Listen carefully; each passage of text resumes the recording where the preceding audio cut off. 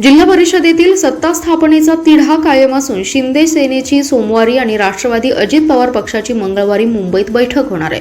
सत्ता स्थापनेत शिंदे शिवसेना आणि राष्ट्रवादी अजित पवार पक्षाची भूमिका महत्त्वाची आहे, त्यामुळे या पक्षाच्या भूमिकेकडे जिल्ह्याचं लक्ष लागलंय। शिंदे शिवसेनेचे आमदार सुहास बाबर सोमवारी मुंबईत मुख्यमंत्री एकनाथ शिंदे यांची भेट घेणार असल्याची माहिती मिळाली। या भेटीत जिल्हा परिषद सत्ता स्थापनेबाबत सविस्तर चर्चा होण्याची शक्यता आहे। कोणत्या पक्षाचा पाठिंबा द्यायचा याचा अंतिम निर्णय ही बैठकीत होण्याची शक्यता आहे। जिल्ह्यातील काही इतर पक्षातील सदस्यांनी बाबर यांच्याशी संपर्क साधल्याची ही चर्चा आहे। राष्ट्रवादी अजित पवार पक्षाने हालचाली वाढवल्या आहेत। या पक्षाचे जिल्हाध्यक्ष निशिकांत पाटील आणि संजय पाटील यांच्यासह जिल्ह्यातील प्रमुख नेते उपमुख्यमंत्री सुनेत्रा पवार तसेच प्रदेशाध्यक्ष सुनील तटकरे यांची मंगळवारी भेट घेणार आहेत। या बैठकीत जिल्हा पातळीवरील सत्ता समीकरण, संभाव्य युती आणि समर्थनाची दिशा यावर चर्चा होणार असल्याचं समजते। कोणत्या पक्षाकडे झुकते माप राहणार याबाबत चर्चा रंगल्या आहेत। काही सदस्यांनी दोन्ही बाजूंशी संपर्क सेवत वेट अँड वॉचची भूमिका घेतली। दरम्यान अध्यक्ष आणि उपाध्यक्ष निवडीचा कार्यक्रम जाहीर न झाल्याने प्रशासन ही प्रतीक्षेत आहे। कार्यक्रमाची घोषणा झाल्यानंतरच पुढील प्रक्रियेला वेग येणार आहे। राजकीय नेत्यांच्या बैठका आणि चर्चांमुळे जिल्हा परिषदेचं वातावरण तापलं आहे। पुढील 2 ते 3 दिवस निर्णायक ठरणार आहेत। राजकीय घडामोडींमुळे जिल्ह्यातील सत्ता समीकरणाला वेगळं वळण मिळण्याची शक्यता आहे।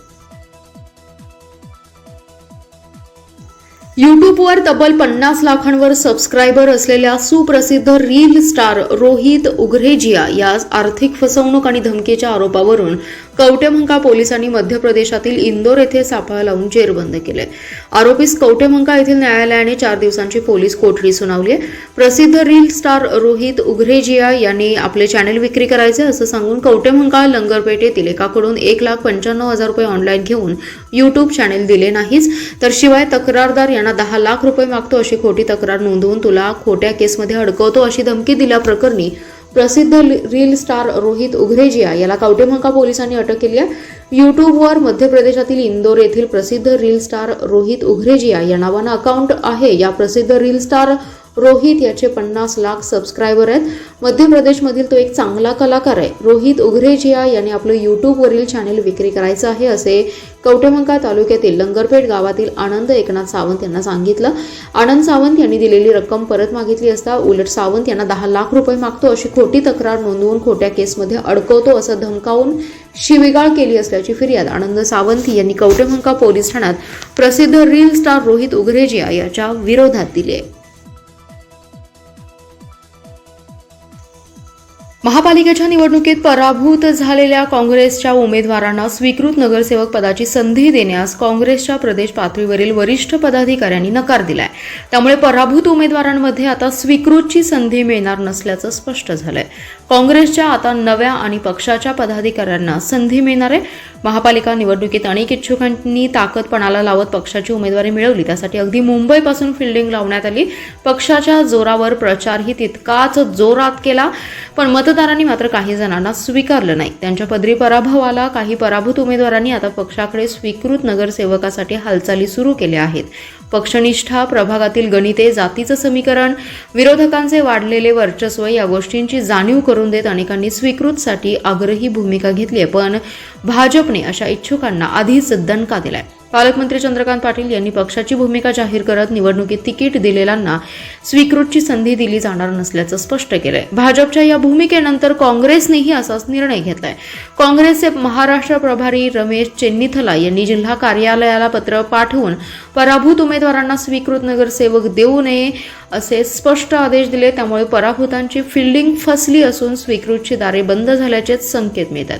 दरम्यान पक्षनेत्यांच्या शब्दाखातर निवडणुकीतून माघार घेतलेल्या इच्छुकांच्या आशा मात्र आता पल्लवित झाल्यात। संघटन निष्ठा आणि पक्षशिस्त पाळणाऱ्यांना संधी देण्याचा संदेश या निर्णयातून दिला जात असल्याची चर्चा राजकीय वर्तुळात सुरू आहे। जिल्हा मध्यवर्ती सहकारी बँकेच्या गव्हाण शाखेत शेतकऱ्यांच्या अनुदान खात्यातून 12,32,854 रुपयांचा अपहार झाल्याचा प्रकार उघडकीस आलाय। या प्रकरणी बँकेच्या 2 जबाबदार अधिकाऱ्यांविरुद्ध तासगाव पोलीस ठाण्यात गुन्हा दाखल करण्यात आलाय। बँकेचे व्हिजिलन्स अधिकारी प्रवीण अन्नुकोळी यांनी दिलेल्या फिर्यादीवरून हा गुन्हा दाखल करण्यात आलाय। या प्रकरणात तत्कालीन सिनियर असिस्टंट अधिकारी अरुण दादासो पाटील, तत्कालीन शाखा अधिकारी बाळासाहेब पाटील यांच्यावर गुन्हा दाखल करण्यात आलाय।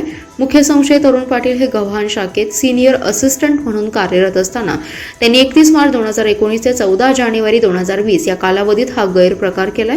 आरोपीने शासनाच्या शेतकरी अर्थसहाय्य या अनुदान खात्यातील रकमा खातेदारांच्या संमतीशिवाय परस्पर इतर खात्यांवर वळवल्या। यासाठी त्यांनी खातेदारांच्या बनावट सह्या केल्या आणि बनावट स्लिप भरून बँकेतून रोखीने काढली, तसेच काही रक्कम इतर खात्यात जमा करून एकूण 12,32,854 रुपयांचा अपहार केलाय। दुसरे आरोपी बाबासाहेब पाटील यांनी शाखा अधिकारी म्हणून काम पाहत असताना कर्तव्यात कसूर केल्याचा ठपका ठेवण्यात आलाय। अरुण पाटील यांनी सादर केलेल्या बनावट स्लिपवरील सह्यांची त्यांनी कोणतीही खातरजमा किंवा पडताळणी केली नाही। त्यांनी या स्लिप्स मंजूर करून अपहारास मूक संमती दर्शवली आणि या बँकेची फसवणूक केली असं फिर्यादीत म्हटले। बँकेच्या चौकशीत हा अपहार सिद्ध झाल्यानंतर तासगाव पोलिसांनी गुन्हा नोंदवलाय। समाजातील दुःख आणि वेदना कमी करणे हाच कोणत्याही चांगल्या साहित्याचा खरा उद्देश असतो। लेखक शरीर रूपाने जग सोडून गेला तरी त्याचे विचार समाजात जिवंत राहतात। विचारांची ही अमरता हाच लेखकाचा खरा आनंद असतो। जातीपंथांच्या आणि सर्व विषमतांच्या पलीकडे जाऊन माणूस म्हणून एकत्र जगण्याचा संदेश देत त्यांनी साहित्य संमेलन हे लेखकाला गोंजरण्यासाठी नव्हे तर समाजाला दिशा देणारे व्यासपीठ असते। निर्मितीच्या ध्यासातूनच अलौकिक साहित्य जन्माला येते असे प्रतिपादन संमेलनाध्यक्ष आसाराम लोमटे यांनी केले। विटा येथील 44व्या ग्रामीण मराठी साहित्य संमेलनाच्या अध्यक्षस्थानावरून ते बोलत होते। यावेळी उद्घाटक शरद तांदळे, विटा नगरपालिकेच्या नगराध्यक्षा काजल मेहत्रे, एकनाथराव शिंदे, रघुराज मेटकरी, योगेश्वर मेटकरी, डॉक्टर ऋषिकेश मेटकरी यांची प्रमुख उपस्थिती होती। यावेळी शकुंतला होनमाने यांचे शकुंतलाच्या काव्यसरिता आणि रघुराज मेटकरी यांचे महाप्रतापी सुभेदार मल्हारराव होळकर या पुस्तकांचे अध्यक्षांच्या हस्ते प्रकाशन करण्यात आले। राज्य परीक्षा परिषदेच्या वतीने घेण्यात आलेल्या 5वी आणि 8वीच्या शिष्यवृत्ती परीक्षा सुरळीत पार पडल्या। दोन्ही परीक्षेसाठी जिल्ह्यातून 32,959 विद्यार्थ्यांनी उपस्थिती लावली आहे। जिल्ह्यातील पूर्व उच्च प्राथमिक शिष्यवृत्ती परीक्षा इयत्ता 5वी शिष्यवृत्ती परीक्षेसाठी 22,132 विद्यार्थ्यांनी नोंदणी केली होती। त्यापैकी 21,894 विद्यार्थी उपस्थित होते। त्यांची परीक्षा 130 केंद्रांवर घेण्यात आली आहे, तर 238 विद्यार्थी अनुपस्थित होते। पूर्व माध्यमिक शिष्यवृत्ती परीक्षा इयत्ता 8वी शिष्यवृत्ती परीक्षेसाठी 11,217 विद्यार्थ्यांनी नोंदणी केली होती। त्यापैकी 11,065 विद्यार्थी उपस्थित होते। त्यांची परीक्षा 79 केंद्रांवर घेण्यात आली आहे, तर 152 विद्यार्थी अनुपस्थित होते। इयत्ता 5वी व 8वी शिष्यवृत्ती परीक्षेसाठी एकूण 2,301 कर्मचारी कार्यरत होते। या परीक्षांना जिल्हा स्तरावरून डाएट सांगली शिक्षण विभाग यांच्या गट शिक्षणाधिकारी यांच्या स्तरावरील प्रभारी पथकांच्या मार्फत तालुकानिहाय भेटी देण्यात आल्या। तसेच राज्यस्तरावरून महेश चौथे, नूतन आयुक्त परीक्षा परिषद पुणे यांनी ही परीक्षा केंद्रांना भेटी दिल्या। तसेच तहसीलदार, नायब तहसीलदार, गटविकास अधिकारी, गट शिक्षणाधिकारी, शिक्षण विस्तार अधिकारी, केंद्र प्रमुख आणि समग्र शिक्षा स्टाफ यांच्या मार्फत ही केंद्रांना भेटी देण्यात आल्या। तसेच परीक्षा केंद्रांवर पोलीस यंत्रणा यांचंही सहकार्य लाभले। जिल्हाधिकारी अशोक काकडे, पोलीस अधीक्षक संदीप घुगे, मुख्य कार्यकारी अधिकारी विशाल नरवाडे यांच्या मार्गदर्शनाखाली इयत्ता 5वी आणि इयत्ता 8वीची शिष्यवृत्ती परीक्षा वस्तुनिष्ठपणे आणि पारदर्शक पद्धतीने उत्साहात संपन्न झाली, अशी माहिती प्राथमिक शिक्षणाधिकारी मोहन गायकवाड यांनी दिली आहे।